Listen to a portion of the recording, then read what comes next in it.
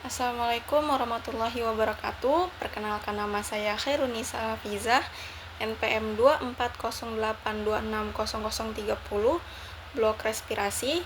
Di sini saya akan menjelaskan tentang abses paru. Dari definisi, abses paru adalah infeksi destruktif pada parenkim paru yang menyebabkan nekrosis jaringan dan pembentukan kavitas yang berisi nanah atau pus. Kondisi ini umumnya disebabkan oleh aspirasi sekret orofaringeal yang mengandung bakteri, terutama anaerob, dan memerlukan penanganan antibiotik yang adekuat. Selanjutnya dari etiologi.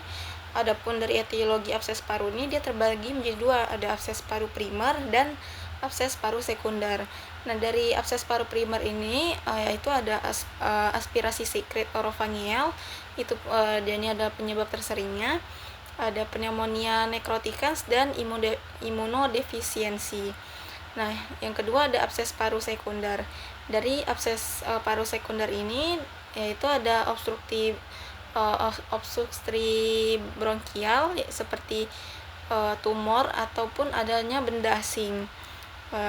Penyakit paru lain seperti bronkiektasis, kistik fibrosis, dan malformasi kongenital fistula bronkoesofageal.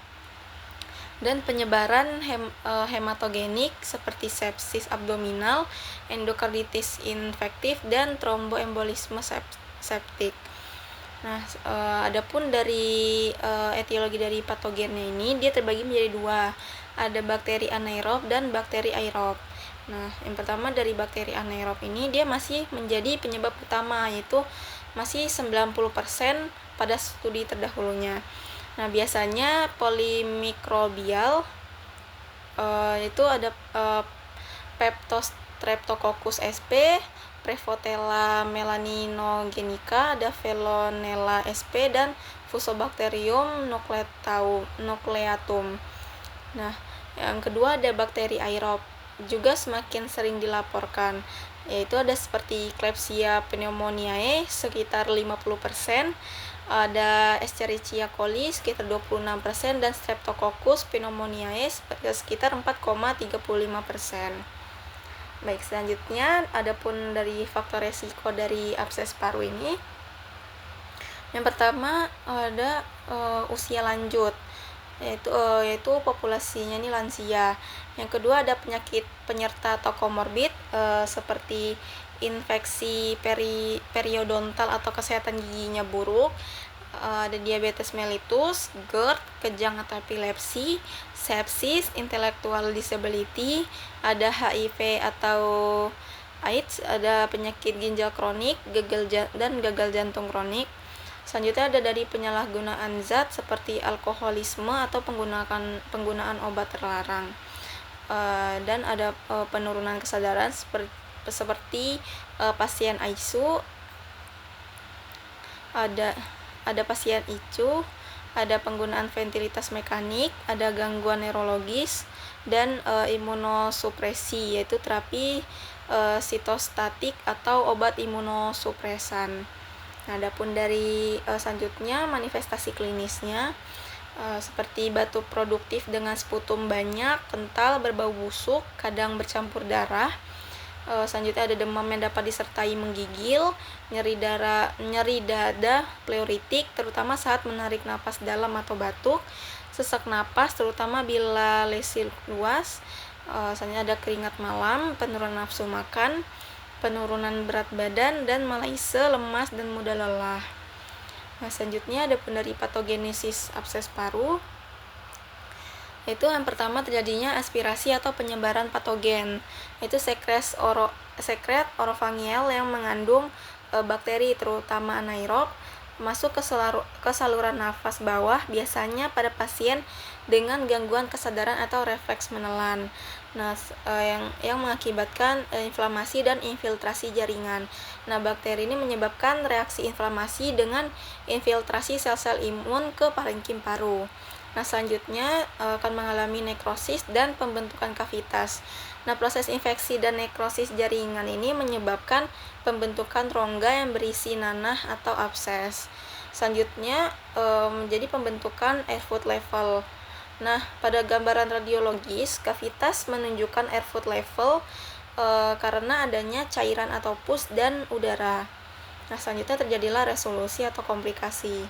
Dan dengan terapi adekuat, kavitas dapat mengalami obliterasi melalui pneumosklerosis.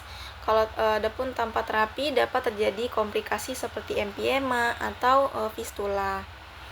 Nah, selanjutnya dari tata laksana abses paru ini dia terbagi menjadi dua, ada terapi non farmakologis dan terapi farmakologis. Dari terapi non farmakologis ini kita bisa rawat inap bila kondisi berat, kita beri terapi oksigen jika pasien terdapat hipoksemia, kita hidrasi dan nutrisi adekuat, kita beri fisioterapi dada dan drainase postural untuk membantu pengeluaran sputum, dan hentikan merokok, hindari aspirasi. Nah, yang selanjutnya ada terapi farmakologis dari abses paru. Yang pertama kita kasih ampicillin 3 gram IV setiap 6 jam. Yang kedua ada amoxicillin bila kondisi stabil atau terapi lanjutan oral.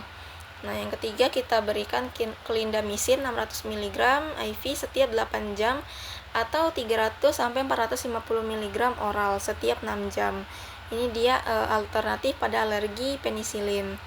Nah, adapun dari tindakan yang bisa kita lakukan, yang pertama drainase bila abses besar atau tidak kunjung membaik. Atau kita lakukan bronkoskopi bila ada obstruksi, dan terakhir kita lakukan operasi bila terapi gagal atau terjadinya komplikasi. Nah, selanjutnya saya akan menjelaskan tentang komplikasi dari abses paru. Ya, ini bisa terjadi infeksi berulang seperti abses paru rekuran, terjadinya empiema, pecahnya abses ke rongga pleura, terjadinya fistula, bisa ada dua, ada fistula bronkopleura dan fistula pleurokutan. Dan ada perlekatan pleura, penyebaran abses ke segmen paru lain, terjadi pendarahan atau hemoptisis masif, terjadi ARDS, sepsis, yaitu penyebaran infeksi ke sistemik, dan yang terakhir terjadinya inflamasi kronis seperti perikarditis, pneumonitis kronik. Nah, dan itulah yang saya jelaskan pada mind map kali ini, dan adapun referensi yang saya dapatkan. Baiklah, cukup sekian presentasi yang dapat saya sampaikan. Kurang lebihnya mohon maaf. Wassalamualaikum warahmatullahi wabarakatuh.